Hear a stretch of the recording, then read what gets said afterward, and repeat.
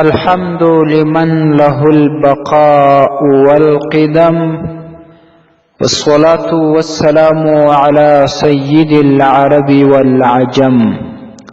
محترمو یو ورور پوښتنه کړې ده چې که څوک خپلې مېرمنې ته د قهر یا غصې په حالت کې طلاق ورکړي، آیا طلاق د غضب او یا قهر په حالت کې واقع کیږي که نه؟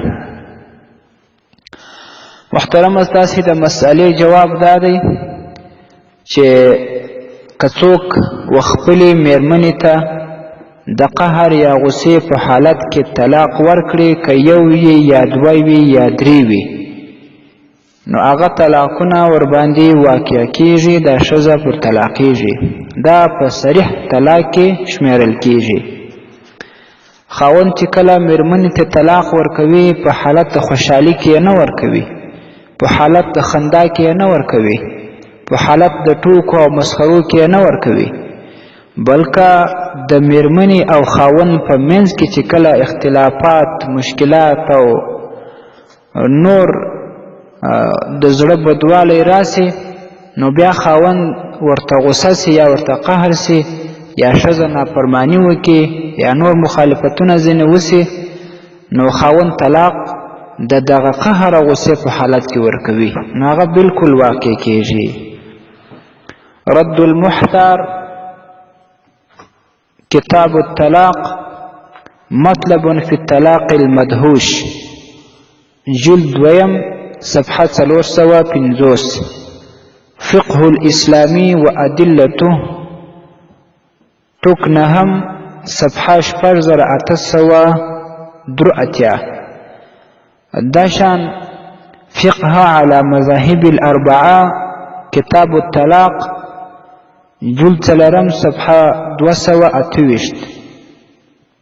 او همداشان الهدایه په کتاب الطلاق کې په دوم جلد 313 صفحه، او اعلاء السنن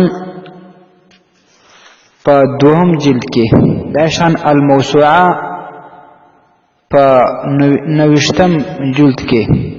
دې ټولو دغه مسله لیکلې ده چې په حالت د غضب کې یا په حالت د قهر یا غصې کې که څوک خپلې مېرمنې ته طلاق ورکړي، طلاق واقع کیږي. نو بیا یې که یو طلاق ورکړی وي، رجعي طلاق وسي چې بیرته په رجوع ختمیږي، او که دوه طلاق ورکړي وي یا درې ورکړي وي، نو هغه واقع کیږي. حتی چې بعضې کسان خپلې مېرمنې ته داسې په قهر کې ووایي چې په 100 طلاق یې، نو په دې کې بیا 3 طلاق واقع کیږي. دا ښځه په مغلظ طلاق باندې طلاق ده، هغه نور خو نو پالتو سوله، د دې څخه 3 طلاق راخیستل کیږي. السلام علیکم ورحمت الله وبرکاته. ستاسې د اسلامي پوښتنو جوابونکی مفتي حکیم الله صابر الحنفي صاحب.